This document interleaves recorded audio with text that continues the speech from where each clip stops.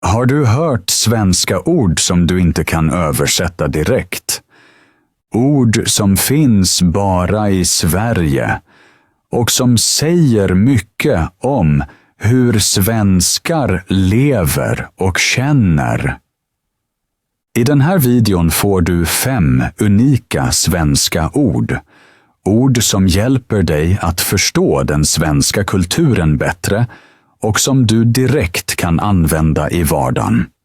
Varje språk har ord som inte går att översätta med bara ett ord. De kommer från kultur, livsstil, natur och känslor som ofta upprepas i ett land. När människor i en kultur upplever något ofta skapar de ibland ett eget ord för det.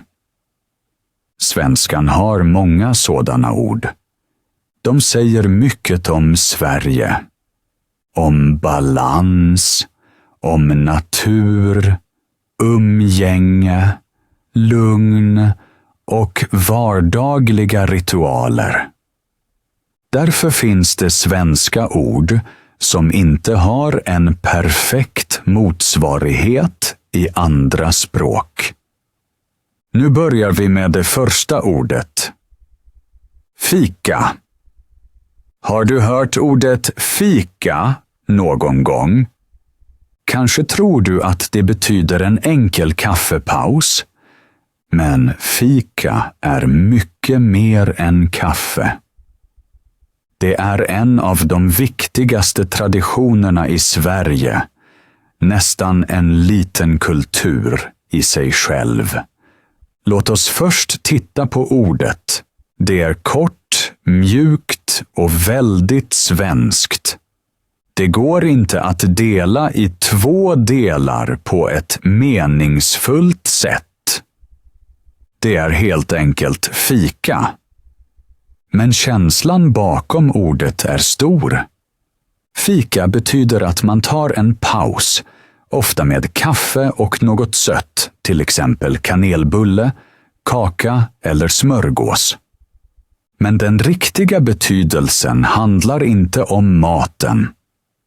Den handlar om gemenskap och lugn. Föreställ dig en liten scen. Du arbetar på ett svenskt kontor. Alla är tysta, koncentrerade, jobbar vid sina datorer. Plötsligt säger någon: "Ska vi ta en fika?" Alla ler. Stämningen förändras direkt. Man går till köket eller ett litet rum och sätter sig tillsammans. Man pratar lugnt, dricker kaffe, tar en bulle eller en kaka. Ingen stress, ingen snabb paus, inget kaffe i farten. Det är en liten ritual. Det är lugn. Det är fika. Ett annat exempel. Du träffar en vän i en park. Ni sitter på en filt. Ni har kaffe i termos och kanske bullar. Ni pratar om livet, vädret, tankar. Det är också fika, även om du är ute i naturen. Fika kan vara kort eller lång. En del fikar 5 minuter. Andra fikar en timme. Men det viktiga är känslan. Man stannar upp, man slappnar av. Man delar tid med någon. Det är en liten paus från vardagen, inte bara för kroppen, utan för själen. I andra språk kan man prata om en kaffepaus eller att dricka kaffe tillsammans. Men inget av det fångar riktigt värmen, lugnet och den sociala ritualen. Därför behövs ordet fika. När du är i Sverige och någon säger "Ska vi fika?" Då säger du helst ja. Du följer med och du upplever en av Sveriges finaste traditioner. Lagom. Har du någon gång hört ordet lagom?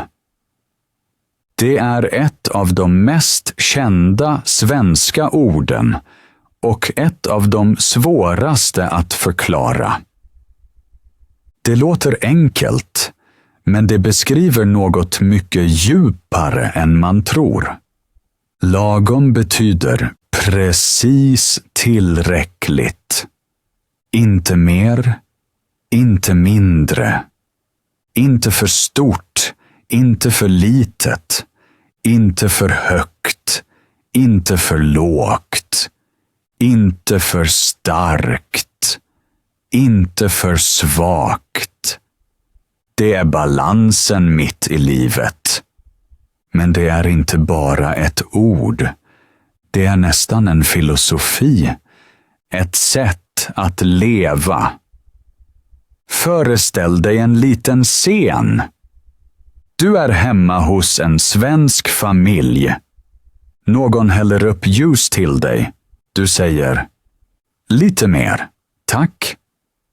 Personen häller upp några droppar, tittar och säger, så, lagom. Det betyder, är det här precis lagom för dig? Inte för mycket, inte för lite. En annan scen, du äter middag med svenskar. Någon frågar, hur mycket potatis vill du ha? Du svarar, lagom. Alla förstår. Ingen behöver fråga hur mycket exakt. Lagom är en känsla och alla svenskar vet vad det betyder. Lagom fungerar i nästan alla delar av livet. Arbete, inte för mycket stress, inte för lite ansvar. Mat, inte gå hungrig, inte äta för mycket. Kläder, inte för elegant, inte för slarvigt. Väder, svenskar kan skämtsamt säga lagom varmt, även när det är kallt. Relationer, inte för nära, inte för långt borta. Bara lagom. I andra språk måste man ofta använda flera uttryck för att förklara den här balansen. Här räcker ett enda ord. Lagom är också ett sätt att vara artig. Om någon frågar, hur är läget? Kan du svara, jo, lagom. Det betyder ungefär att det är okej. Varken fantastiskt eller hemskt. Ett ärligt, lugnt, lite blygsamt svar. Lagom säger mycket om Sverige. Om enkelhet, om balans, om att inte överdriva. Det är ett ord som inte bara beskriver mängden, utan hela stämningen i landet. Och det finns bara ett ord som fångar allt detta. Lagom. Mysa. Har du hört ordet mysa någon gång? Det låter mjukt, varmt och nästan lite musikaliskt. Och det är faktiskt precis vad ordet betyder. Det beskriver en känsla av mysig stämning, lugn och närhet. Mysa är inte bara att göra det lite bekvämt. Det är mer än att sitta med en filt. Mer än att dricka te. Mer än att tända ett ljus. Mysa är en hel känsla. En liten bubbla av trygghet och värme. Föreställ dig en liten scen. Det är vinter utanför. Mörkt. Kallt. Snö faller långsamt. Du kommer hem, tar av dig jackan, tänder en lampa med varmt ljus. Du kryper upp i soffan med en filt, kanske med te, kanske med en vän. Du säger, nu ska vi mysa. Och alla förstår exakt vad du menar. Ett annat exempel, det är fredag kväll. I Sverige pratar man ofta om fredagsmys. Du äter tacos, chips eller choklad, tittar på film, har mjuka kläder på dig. Ingen stress. Inga krav. Bara en varm, lugn kväll. Det är också att mysa, kanske den mest typiska formen. Mysa handlar inte bara om saker, utan om stämning. Ljudet av regn mot fönstret, mjukt ljus, tystnad. En känsla av att allt är okej för en stund. Det är inte fest, inte party, inte högljutt. Det är det motsatta. Stillhet, lugn och närhet. I andra språk kan man prata om att ha det mysigt eller att kura ihop sig. Men mysa är både ett verb och en känsla. Både något du gör och något du upplever. En annan scen. Du är hos en vän. Ni sitter vid köksbordet med tända ljus. Ni pratar långsamt, dricker te, ingen telefon, ingen stress. Din vän säger, vad mysigt vi har det. Det betyder inte bara att rummet är fint. Det betyder också, jag känner mig trygg med dig. Det här är en fin stund. Mysa säger mycket om den svenska kulturen. Det handlar om att skapa lugn i vardagen. Att hitta små ögonblick av värme. Att ta det lugnt, inte bara när man är trött, utan för att det är viktigt. För många svenskar är mysa nästan en livsfilosofi. Det är något man gör ofta, gärna och med stolthet. Därför finns det ett eget ord för det. Mysa. Orka. Har du hört ordet orka någon gång? Det låter enkelt, men det är ett av de mest användbara orden i hela svenskan. Orka betyder ungefär att ha energi, kraft eller motivation att göra något. Men det betyder också motsatsen. Att inte orka när man är trött, stressad eller helt enkelt inte känner för det. Det är ett litet ord med en stor känsla. Föreställ dig en liten scen. Du är hemma efter en lång dag. Du borde städa, men du sätter dig i soffan och säger, jag orkar inte. Det betyder inte att du aldrig vill städa. Det betyder bara, just nu har du ingen energi för det. Ett annat exempel. En vän frågar, vill du följa med ut och springa? Du skrattar och svarar, nej, jag orkar inte idag. Det betyder att du just den dagen inte har kraft eller lust. Orka fungerar också i positiva meningar. Till exempel, jag orkar laga mat idag. Det betyder att du har tillräckligt med energi för att göra det. Det beskriver både energi och vilja samtidigt. Det är det som gör ordet så speciellt. I andra språk måste man ofta använda flera olika meningar för att förklara samma sak.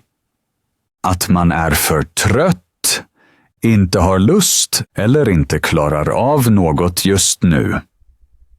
På svenska räcker ett enda ord. Orka.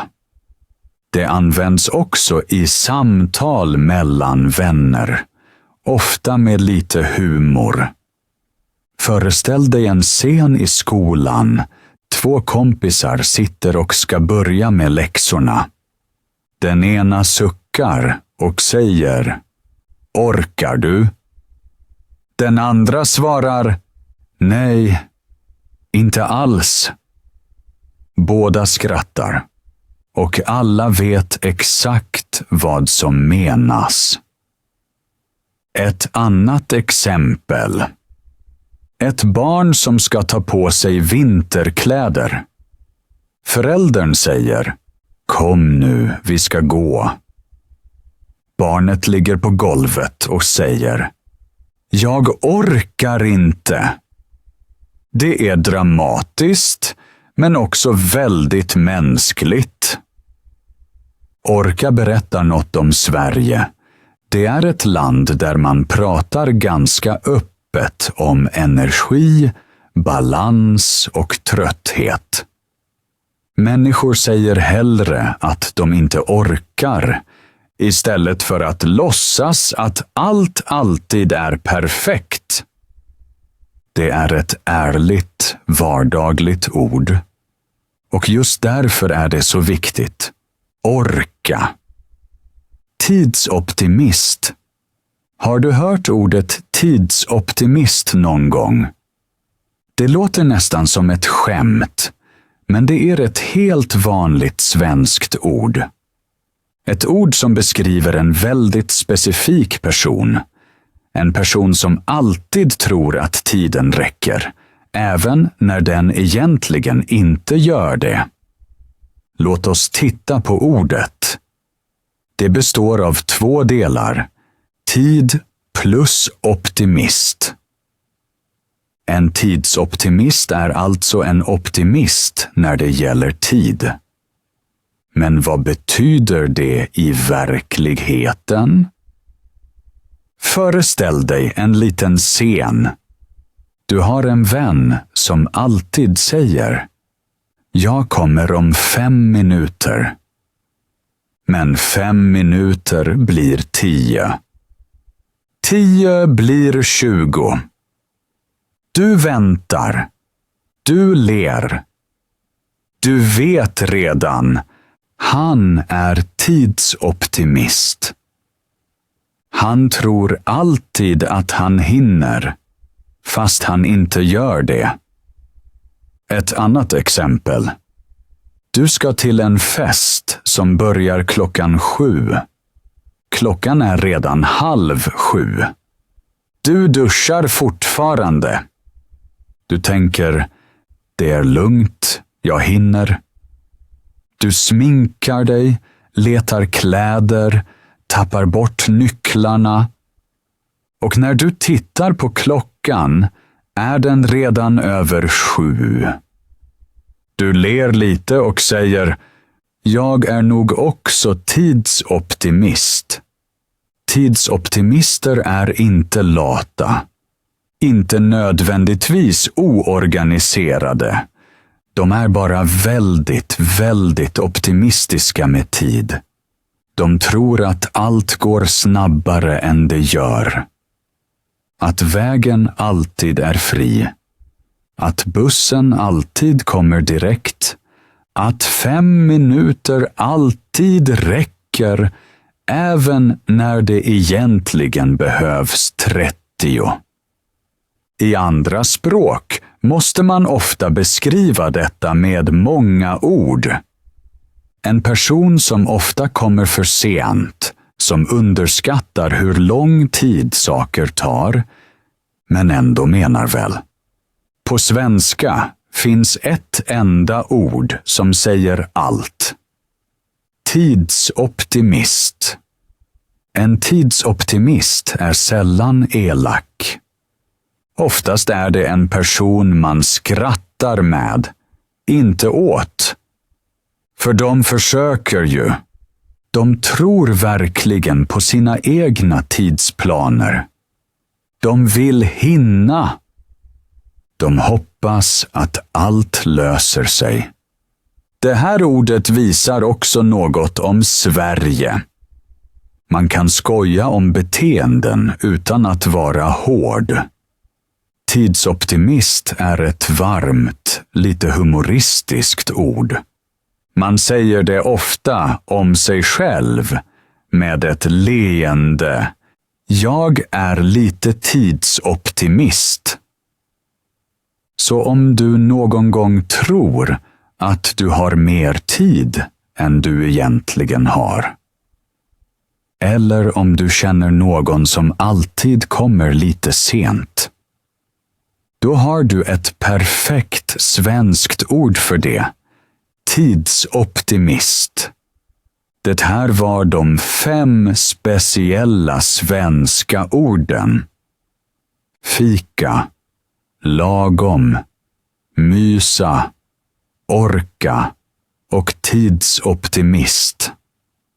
Tack för att du lyssnade. Vi ses nästa gång.